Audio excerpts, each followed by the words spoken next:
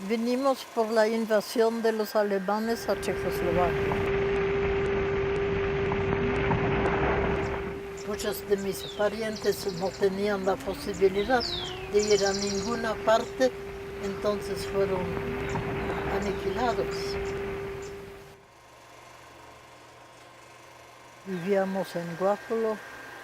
El comienzo era, yo diría, como una película.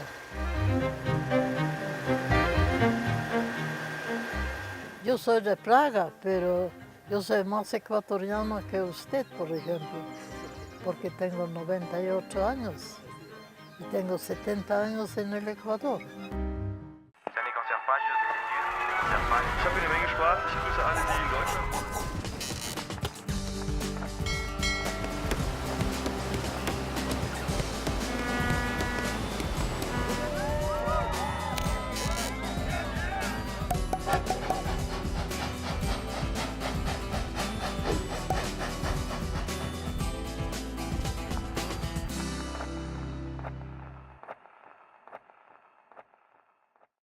Yo tenía una fórmula que decía: en el Ecuador hasta la luna está al revés.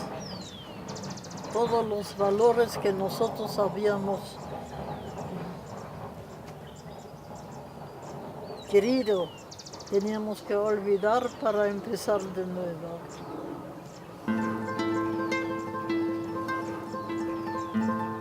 Yo no nací en el campo. Para nosotros el campo era para vacaciones. Yo nací en un edificio de 5 pisos, ¿no? Yo viví en la ciudad de Praga. No teníamos finca ni terreno.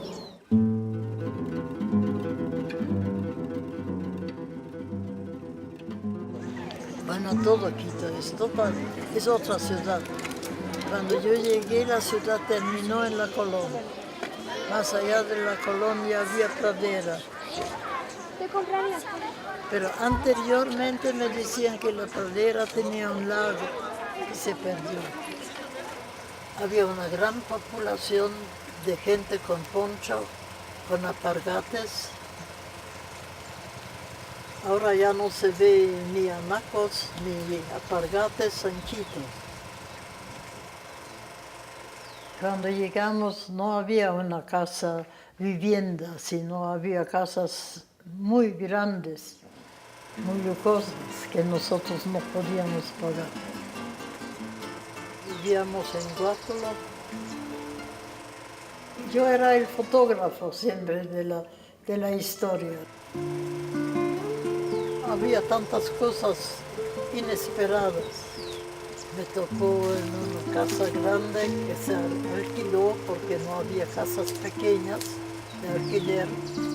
Entonces me tocó vivir en un salón de muebles dorados con espejos, pero no habían limpiado este salón muchos años. Había que cruzar un terreno para ir al higiénico. No había luces, teníamos que ir a Guápulo a pie.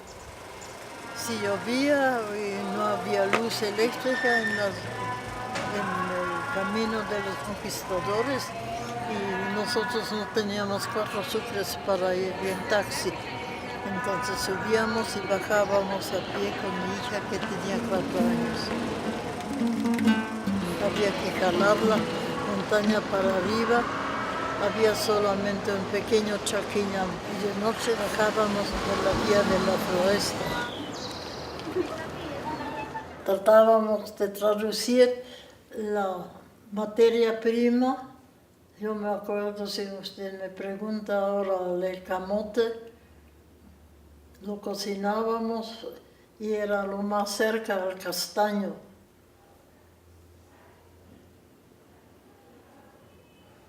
Yo sé que comprábamos carne de borrego, que era excelente aquí. La carne de ternero se compraba clandestinamente. Había un señor que traía esa carne. No estaba permitido depostar terneros. Las costumbres ecuatorianas. Yo me acuerdo que me invitaron a un té de señoras y todo el mundo preguntó, ¿ya sabe hacer locro? Nos abrieron las puertas. Mi marido enseguida era profesor de diseño arquitectónico en la Escuela de Bellas Artes que estaba en la Alameda con Pedro León. Ganaba la fortuna de 250 sucres. Era el sueldo más alto que pagaba la Escuela de Bellas Artes. Era pobrísimo. En la primera clase que mi marido dio en el año 39, él dijo a los alumnos que tenían que ir a la casa y todo el mundo tenía que tomarse una ducha porque la gente no tenía costumbre de lavarse, sino una vez a la semana. Ahora todo el mundo tiene zapatos, está bien vestido, la higiene es mucho mejor. Nosotros pasamos por muchas enfermedades al comienzo, enfermedades contagiosas. Uno tenía mucha preocupación de sobrevivencia.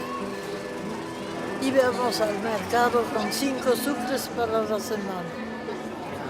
Pero, por ejemplo, para mi marido conseguir papel para sus dibujos era difícil. Durante la guerra no había nada aquí. Mi marido una vez vino a la casa feliz que había conseguido un rollo de papel para sus dibujos. Y era chistosísimo porque él se lo puso en el hombro y caminó de la Escuela de Bellas Artes a la casa y vino el portero y le dijo, pero profesor, usted no puede llevar su papel solito, yo le voy a acompañar. Aquí nadie cargaba nada, cargar era una profesión más inferior. El tiempo europeo es lineal, de 9 a 10, de 10 a 11. Aquí el tiempo es circular. Cuando tengo tiempo, cuando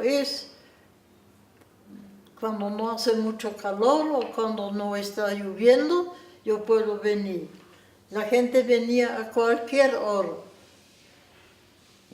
No llamaba por teléfono, simplemente vino a visitar. Y lo que era difícil, que la palabra en esa época, la palabra no valía.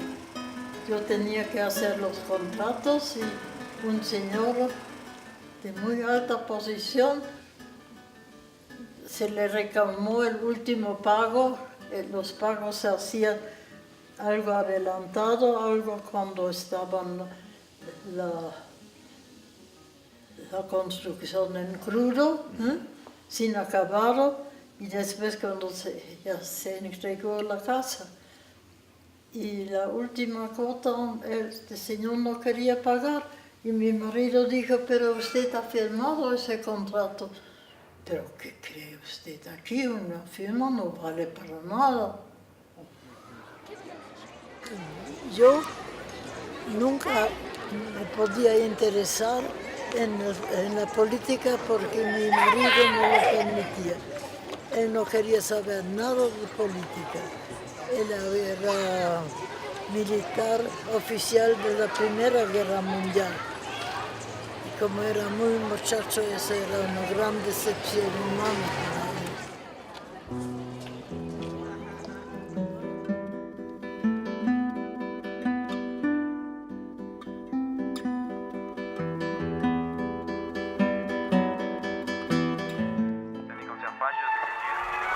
Ich habe jede Menge Spaß. Ich grüße alle, die Leute.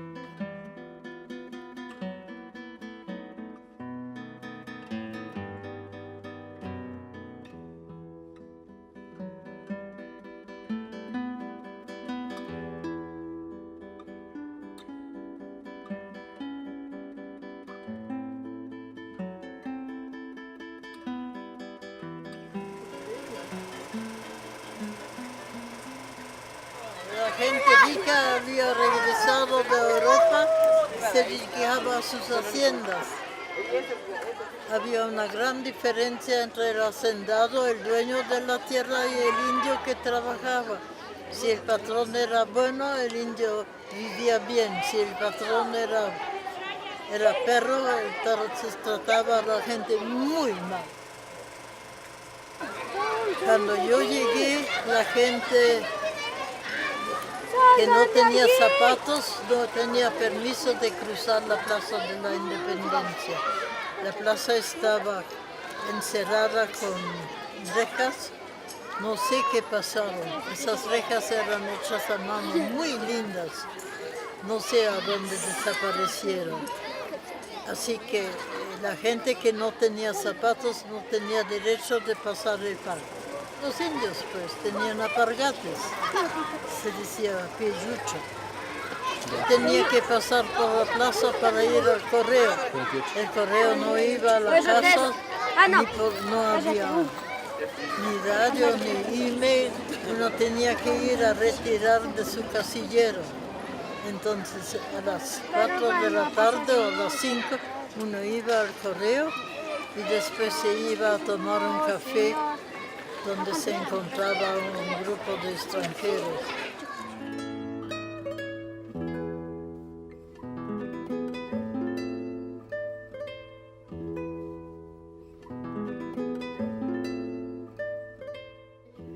Hicimos ese viaje que mi marido dibujó en este carro. Yo veía a la gente con los ponchos, con esos sombreros pesados.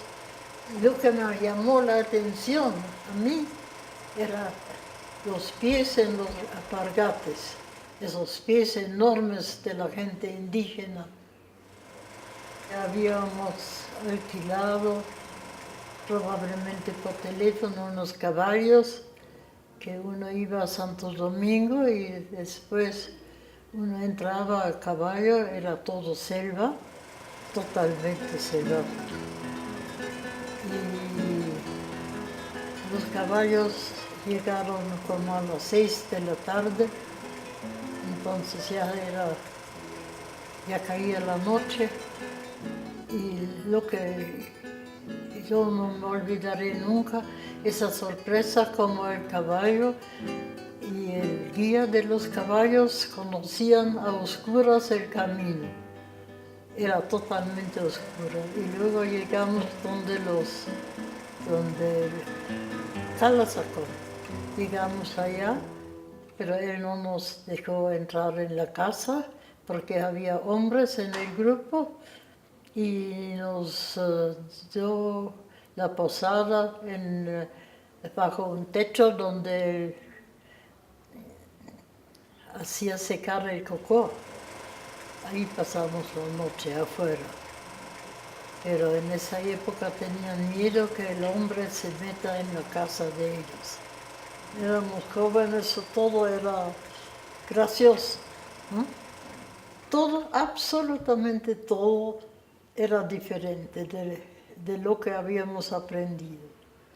El tiempo, la lluvia, nunca en Europa se había sentido semejante lluvia, el sol vertical, que para mí es muy difícil soportar. En Santo Domingo había un solo hotel que era realmente más que miserable. Tenía un solo lavabo en un corredor afuera. Lo que para mí siempre es difícil eran los mosquitos, y ese hotel era bien sucio. Estaba en la plaza principal de Santo Domingo. No sé dónde vivíamos, en Riobamba, pero a veces nos invitaron a las haciendas. Nos íbamos a Quirotó. Hablaban quechua, nosotros no hablábamos quechua. Mi marido era muy juguetón con la gente, y cuando ellos bailaban, nosotros bailábamos con ellos. ¿Eh? Eso es lo que yo digo, la libertad Uno podía vivir el momento. Ahí montamos caballos. En Kyoto había uno que se escapó de Alemania, que tenía ya un señor Rührig. El hijo después cultivaba abejas, hacía miel. El hijo era una persona sencilla. Al padre nunca lo conocí. Fuimos al río Napo una vez. Había un señor Würfel que tenía ya una casa en el río Napo. Y entonces el río Napo era limpio.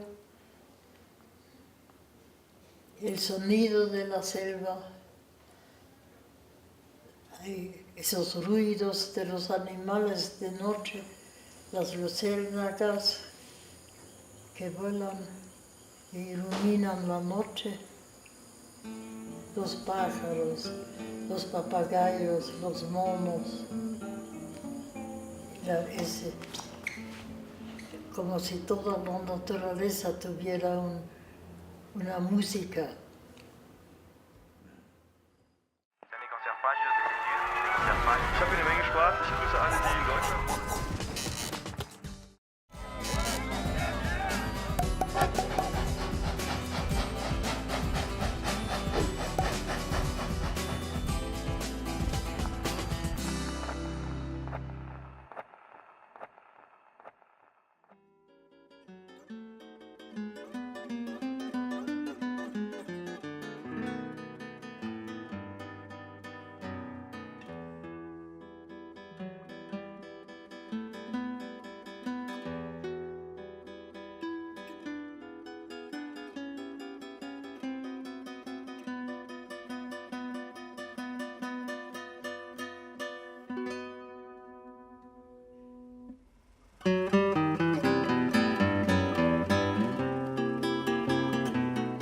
Él era muy chistoso, él hacía lo que le daba la gana. Él tocaba la guitarra y siempre en mi casa se reunían muchos artistas y había una particularidad, había los conservadores y los comunistas que en la casa se entendían muy bien. Él iba por las calles de Guayaquil cantando la cucaracha, ya no puede caminar. Pero no oía bien porque tenía un pequeño defecto de una explosión de un cañón en la Primera Guerra Mundial. Entonces él cantaba la cucharita, ya no podía caminar. Y la gente estaba burlándose de él. Mi papá es el gran arquitecto. Eso era en la inauguración del Banco de Descuento en Guayaquil, y eso fue la primera escalera rodante que se construyó en el Ecuador. Fue en el Banco de Descuento que lo construyó mi papá.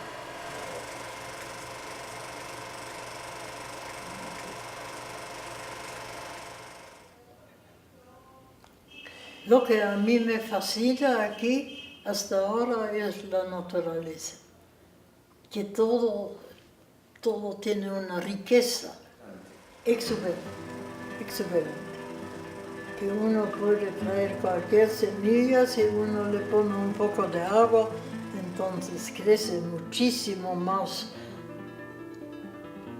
fuerte, más abundante que en Europa. Lo que yo admiro aquí es la fuerza de la gente, el cariño, que aquí el valor de la familia es muy importante.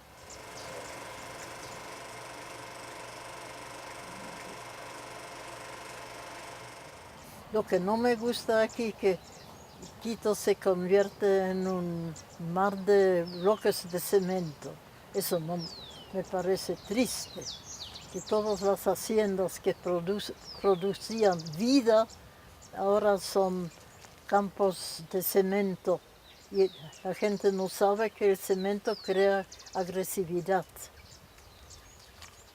Y el verde alimenta.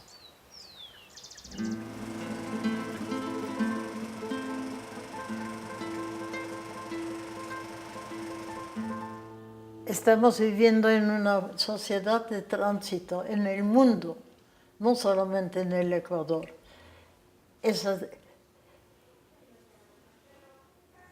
Siempre cada época tiene su salto de paradigma. Yo lo comparo muchas veces con el invento de la imprenta. Antes una persona estaba todo un año o más escribiendo, copiando la Biblia a mano. Después vino un señor Gutenberg y dijo, pero podemos imprimir. Entonces se divulgó la Biblia en todo el mundo porque había imprenta. Y esa imprenta es comparable ahora con la computación. La computación está en absolutamente todo, en la medicina, en la ciencia, en el transporte, en la enseñanza, en la economía. Ha cambiado totalmente la física, pero la gente todavía, como dice McLuhan, maneja hacia adelante, pero ve en el espejo hacia atrás.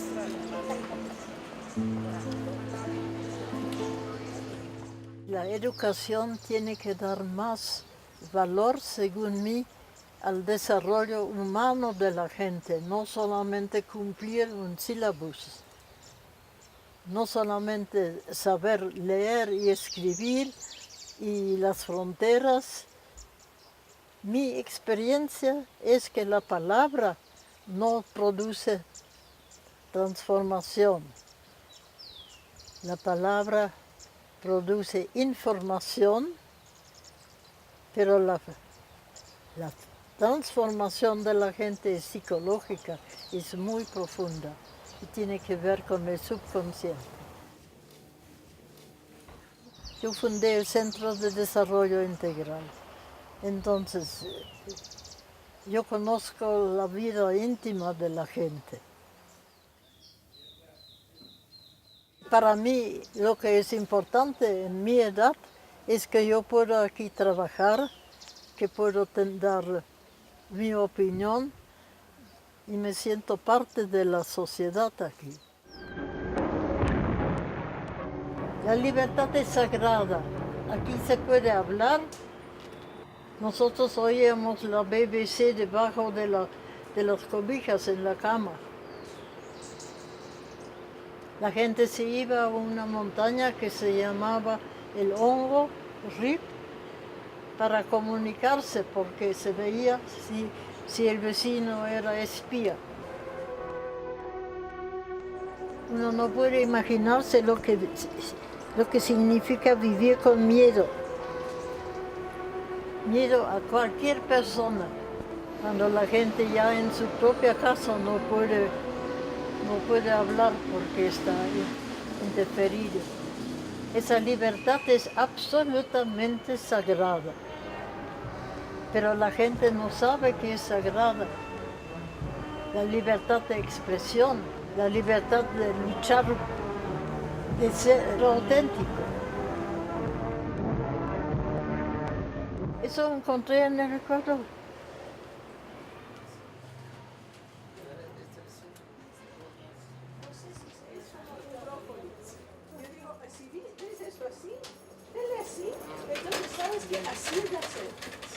Bueno, nos vamos adentro ahora. De sueño. Lo que a mí me falta aquí en el Ecuador es la nieve. Entonces cuando llegamos en el año 42 nos fuimos a una choza en el Chimborazo. Era toda una expedición. Subimos con los esquís, bajamos una sola vez no había fuerza para subir otra vez, pero no de la cima, sino de una loma más o menos esquiable.